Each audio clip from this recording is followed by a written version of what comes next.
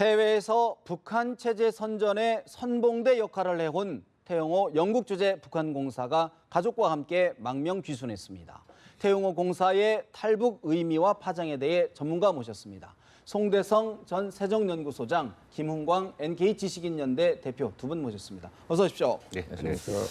이번 사건 최고위급 인사의 망명, 귀순이라는 점에서 참 많은 세간의 이목을 좀 끌고 있는데요. 소장님, 사실 가장 이제 궁금한 부분들, 국민들이 궁금해하는 부분들이 과연 왜 탈북 귀순을 했느냐인데 지금 정부에서 설명은 말한 대로 자식들의 교육 문제, 장래 문제로 그렇다라는 얘기를 했는데 어떻게 보십니까? 이 문제는 크게 두 가지로 봐야 됩니다. 하나는 북한 지금 김정은 체제가 갖고 있는 구조적인 문제하고, 다른 하나는 이제 그 태공사가 오게 된 개인적인 이제 여러 가지 동기, 뭐 두 가지를 나누어서 좀 생각을 해보면, 소위 지금 북한의 김정은 체제라는 것은 지구촌에서 가장 잔혹하고 비인간적이고, 이제 그리고 툭하면 죽이고, 그리고 이제 툭하면 책임을 묻고 잘못을 따지고, 뭐 이제 이러니까 이 태공사는 벌써 수년을 소위 서구 선진화된 사회에서 자유의 맛도 보고 인간다운 삶이 뭐인지도 알고, 그리고 이제 그런 어떤 차원에서 다시 귀국할 걸 생각하니까 자기 앞에 무슨 불안이, 어떤 처형이 기다리고 있는지 불안하겠죠. 그러니까 그 구조적인 김정은 체제가 갖고 있는 구조적인 그 뭐랄까 잔악함이랄까, 공포 정체에 대한 그렇죠. 불안감, 잔혹함, 네. 살아 있어도 언제 죽을지 모르는 그 어떤 불안함, 이게 이제 구조적인 데서 이 태공사뿐만이 아니고 아마 해외 이 공기를 마신 부위라든가 근무하는 사람이 다 이런 심리를 가질 겁니다. 그러니까 지금 계속 그런 현상이 일어나거든요. 개인적으로는 그 영국에 있으면서 이 재주가 있는 사람인가 봐요. 자식들 교육도 잘 되고 뭐 여러 가지, 그러니까 이 정도 능력 같으면은 뭐 북한은 저거 희망이 없는 체제가 없고 내가 남한에 이렇게 가서도 미래가 좀 보이지 않느냐. 그래 개인적인 뭐 여러 가지 개인적인 문제로서 자녀 교육 때문에 그렇다든가, 무슨 해외 거주하면서 여러 가지 그 뭐 자금 관리를 했다든가, 뭐 또 빨치산 부대가 어떻게 되니, 그 가족들이 어떻게 되니까 미래가 안 보인다든가, 그런 동기들이 복합적으로 해서 막 이런 현상이 일어난다. 저는 그렇게 봅니다. 김 대표님, 사실 이제 태공사 정도의 주의만 해도 북한 내에서 이른바 이제 금수저다 이렇게 좀 불릴 정도의 최고위급인데 가족들, 자식들의 그런 것만으로도 탈북 동기가 될 수 있을까요? 예, 뭐 될 수 있죠. 왜냐하면 일단 자식들을 데리고 북한에 들어갔다라고 하면 다시 나올 수 있을까? 그리고 또 자식들이 지금 현재 이 자유세계에서 그렇게 자유롭게 마음껏 배우고 마음껏 그 잘할 수 있고 꿈을 펼칠 수 있는 그런 게 북한에 가서 이어질 수 있을까? 답은 분명히 나오거든요. 그러니까 이런 상황에서 그 아버지가 그냥 본국의 소환 명령을 받지 않았다면 뭐 지금도 그런 고민을 계속 할 수 있을 거예요. 근데 이게 상당히 응급해졌단 말이죠. 이제 돌아가게 됐으니, 임박해 있고, 예, 임박해 됐으니 이 상태에서 이제 아들에 대한 문제도 있지만은 저는 이 사람이 그냥 애교관이 아니고 정말 북한의 대선전을 유럽 세계에 이런 그 된 그 총책입니다. 그렇기 때문에 이 사람도 정말 알 만큼 한 건 다 알아요. 근데 제일 중요한 건 뭐인가? 최근에 이제 유엔이 대북 결의 그 제재가 있지 않습니까? 대북제가 굉장히 뭐 최대한의 어떤 강도를 가지고 하죠. 그걸 지켜보면서 북한의 인권에 대해서 이 사람이 그 제네바에 가서 그 회담 대표가 됐어요. 북한 그 대책을 세웠는데, 그래서 인권 문제가 자기가 인정하고 있지 않습니까? 이런 것들이 앞으로 국제사회가 굉장히 이제 그 압박가 나섰을 때 북한이 어떻게 될 것인가에 대해서 나름대로 판단이 선단 말이죠. 심각한 고민 아래. 판단이 선단 말이죠. 아, 오래 못 가겠구나. 그러면 이렇게 생각하면 들어갔다 나와서 뭐 그런 국가의 어떤 관리가 돼가지고 김정일 때문에 죽느니 차라리 이 결정적 순간에 애들 생각에서라도 나는 여기서 결심해야 된다. 그래서 아마 나왔을 가능성이 많죠. 그런데 오늘 좀 보도를 보니까 유럽 내에 자금 총책이 4천억 원 정도의 자금을 횡령했다. 또 태공사가 통치 자금이 580만 달러를 뭐 관련해서 가져왔다. 이런 얘기가 있는데 신빙성 어떻게 보십니까? 4천억 달러는 뭐 쉬운 돈이 아니죠. 근데 그런 돈을 한 사람 보고 네가 찾아와고 김정은이 뭐 키를 줬다? 그건 아니겠죠. 벌써 거기는 큰 돈이면 사람이 하나 가는 게 아니라 그 기본 키를 진 사람 또 감시하는 사람이 있어요. 보위부. 또 보위부를 또 감시하는 또 다른 중앙당의 그 핵심 부서가 있단 말이죠. 두 겹, 세 겹으로. 그래서 그게 큰 돈이면 4천억 정도를 갖다가 하기에는 모르겠습니다. 현재로서는 좀 불가능한 일이고 그리고 태공사가 뭐 580만 네, 한 달러. 이야기도 예. 이 사람이 뭐 그런 돈을 다루는 사람이 아니기 때문에 뭐 저 회사 돈을 뭐 이거 훔쳐가지고 나왔다는 이야기인데 그런 말을 붙이는 거는 정말 이 많은 걸 뒤로 한 채, 뒤로 한 채 자유의 품을 차지하는 그 사람한테 안 할 소리인 같아가지고 당연히 맞지 않는 이야기 같아요. 신빙성이 좀 떨어지는 것 아니냐. 예, 그러니까 이제 저기서 문제의 심각성은 저게 소위 북한을 이끄는 핵심 계층들이거든요. 핵심 계층이 저렇게 하나가 이렇게 탈북을 결심하고 그것도 우리 대한민국으로 오고 하면은 방금 말씀하신 것처럼 감독하는 사람이 있고 감시 체제 아닙니까? 그 너희들은 뭐 했느냐? 또 이 책임이 또 따른단 말이야. 그러니까 이제 저 사람들이 또 이제 어떻게 될지 나와서 감독한다는 사람들이 어떻게 될지 그래서 이걸 갖다가 뭐 이민 도민호라고 표현도 하고 하는데 그래서 체제가 합리적이 아니고 비인간적으로 이게 폭압적으로 누르는 거는 어느 정도 세월이 가면 이제 한계가 있는 거죠. 그런데 근래에 그러면 왜 이런 일이 자꾸 일어나느냐? 종전까지는 그러면 한 10여 년 전 뭐 이럴 때까지는 소위 남한공기 국제공기가 철저히 통제해서 잘 들어가기가 어려웠어요. 그런데 이제 그 이후에 뭐 남북 교류 협력이라든가 우리가 또 탈북민들이 얼마나 많습니까? 남한의 분위기 정세가 그렇지요. 그게 이제 남한 공기들이 자꾸 들어간 거예요. 이 이제 남쪽 공기만 들어가고 국제 공기만 들어가면 저 체제라 하는 거는 역사 자체도 거짓말로도 얽어나고 그 폭력적인 것이 얼마나 비인간적인 것도 이제 세계에 알려지고 그래서 저 체제가 일단 이쯤 자유세계 공기만 들어가면 흐물흐물하는 거는 그건 막 틀림없습니다. 일단 균열 조짐은 보인 거다. 그렇죠. 그렇게 보시는 거군요. 이거는 그냥 당근 무슨 사건이 아니고 그걸 막 영어로 웨이브라거나 큰 물결이 지금 생기고 있는. 사실 지금 2013년 장성택 채용 이후에 외교관, 무역종사자들의 탈북이 매달 이어지고 있다. 근데 공개를 못하고 있을 뿐이다라고 얘기를 하는데 어떻게 공개가 되어 저희만 알고 있는 것만 해도 굉장히 많아요. 작년에는 뭐 17명이었으니까 한 달에 그 두 달에 한 달에 한 명이 온 꼴 됐는데 대표적인 사람들로서 이건 팩트입니다만은 작년에 김정일 진짜 금고지기 관리자가 수억 달러를 가지고 오지 않았어요. 좀 그분도 만나봤고. 그리고 또 국안전 보위부의 뭐 간부였기도 하고 정찰총국의 간부 다 정말 괜찮은 저 김정은하고 사실 그네들이 말을 빌린다면 운명도 미래도 같이 한다. 뭐 이렇게 딱 돼 있던 사람들인데 운명도 미래도 할 필요가 없어졌어요. 왜냐하면 우리 그 주인이 너무 이상하고 너무 이게 뭐 사람인 게 아니라 정말 그 귀신가 뭐랄까 귀축 같은 사람이니까 그런 것도 있는데 문제는 요 문제에서 우리 송 원장님께서 좋은 지적을 하셨는데 이게 하나의 어떤 반딱한 현상이 아니라고 생각됩니다. 이게요 하나의 트렌드를 가지고 있다고 생각을 하는데 왜 그러냐면요. 지금까지는 그냥 급수가 높지 않은 사람들이 왔어요. 그 레벨이 높지 않은 사람들한테 이렇게 좀 중대 임무를 띠던 사람들은 북한 간부들한테 쫙 알려줘요. 그럼 과거에는 탈북자들이 여기서 노동자, 농민들이 간 거는 굶어서 갔겠지 했는데 내 동료, 나하고 같은 대학을 나온 사람, 같은 급에 나하고 대학 같이 나온 사람, 이런 사람이 됐다니까 그 사람이 탈북이라는 용어를 자기한테 써보는 거죠. 내가 탈북한다면 어떻게 될까? 그러면 이게 답이 나오는 거예요. 여기서 지금 이유도 없이 그 자국 깨나면 뭐 문제가 제기돼서 처벌되고 낙향되고 하기보다는 차라리 나가서 위험하더라도 나가서 정말 자유세계에서 꿈을 꾸리라 이런 결심이 세계되는 거죠. 그래 이 이후에 이런 그 탈북 도미노가 일어날 수 있는 그런 어떤 징후가 막 보이는 거죠. 그런 의미에서요. 박근혜 대통령이 지난 71주년 광복절 기념사에서 북한 간부들 주민들에게 변화를 촉구했단 말이죠. 박 대통령의 이야기 잠시 좀 먼저 들어볼까요?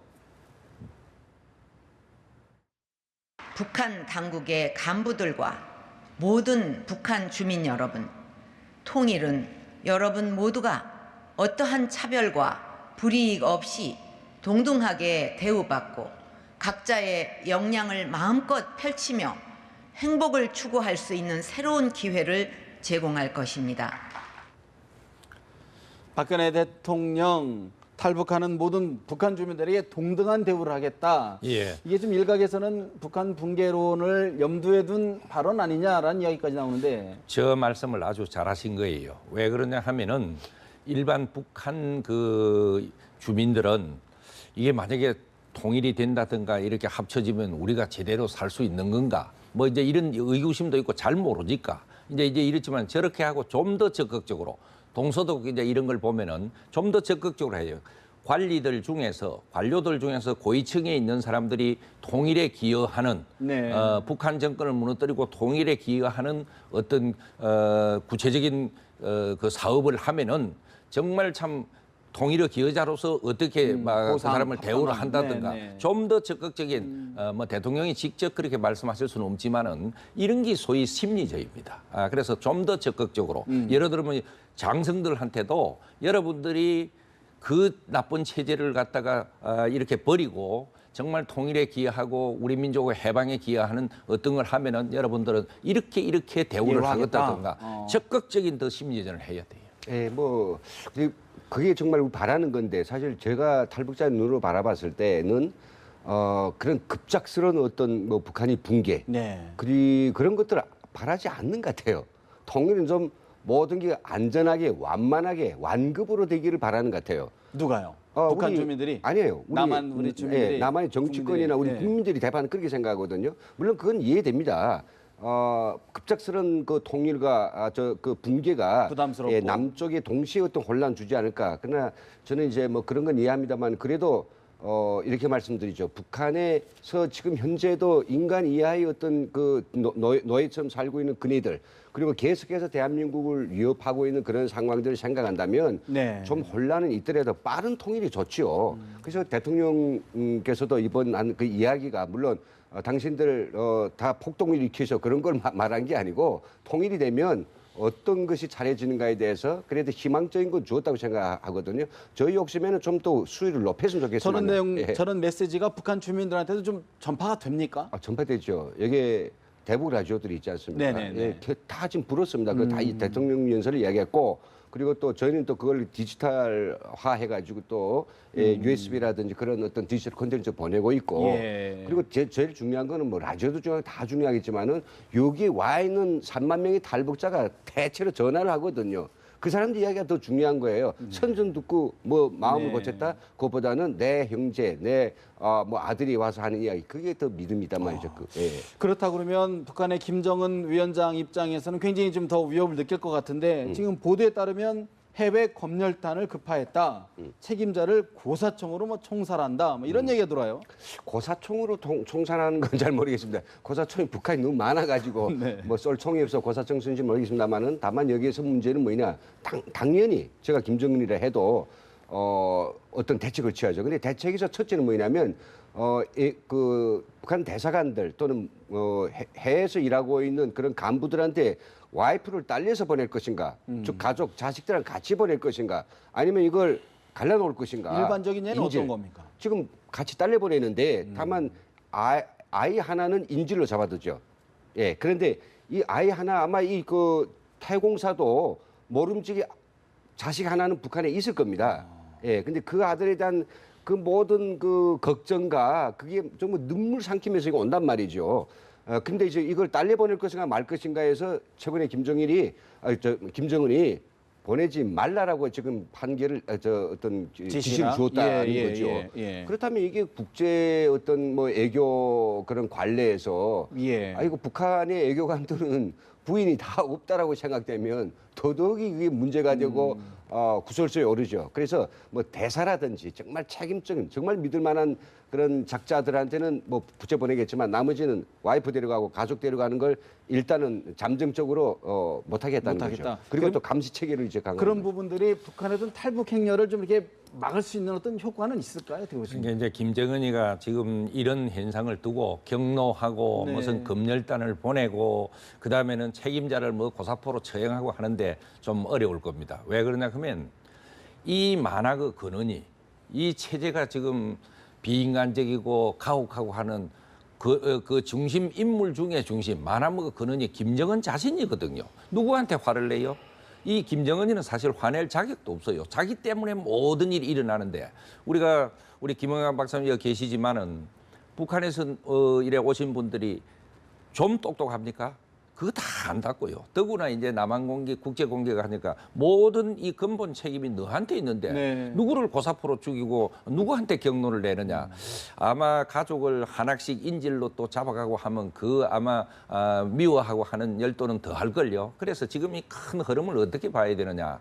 처음에는 배고프고 정말 못 사는 사람이 탈북을 하고 그다음에는 보니까 인간다운 삶이 뭐인지를 자유가 그리워서 탈북을 하고 이제 북한 체제를 이끄는 핵심 계층이 지금 탈북을 한단 말이에요. 계층들이요. 이 정도 되면은 이게 저수지로 치면 구멍이 조그만할 때는 뭐 주먹 하나로 막지만은 사방에서 지금 구멍이 터지는 거라고요. 그렇다고 뭐 너무 낙감하고 금신 망한다 이거는 알겠지만은 그런데 이제 통일의 준비가 안 됐는데 갑자기 하는 것도 뭐하자면 이 일종의 찬스예요.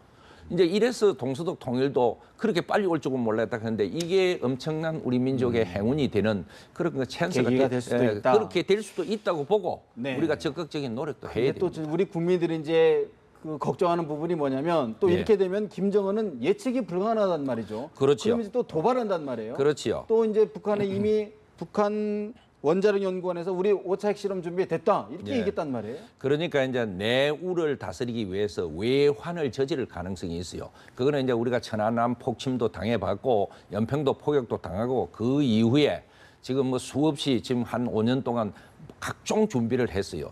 천안함 폭침하고 연평도 그렇게 할 때는 주한미군이 합세를 안 하는 걸로 돼 있었어요. 이제는 그 후에는 만약에 한 번 도발만 하면은 네. 위에 지시 안 받고 도발한 원점 지원 세력, 지휘 세력을 바로 응전하고 사후 보고하고 주한미군도 그것을 지역 무슨 국지적이라고 보지를 않고 같이 합세하게 돼 있어요. 만약에 그렇게 하면은 이제 목함 그 지뢰함 그 사건에서 보는 것처럼 그렇게 네. 호락호락한 대한민국이 아닙니다. 그러니까 이제 그런 어떤 국지적인 도발 경우에는 대응이 가능할 텐데 이제 5차 핵실험을 예고를 했단 말이죠. 그건 우리가 어떻게 지금 손쓸 수가 없단 말이에요. 어떻게 해야 되나 이거?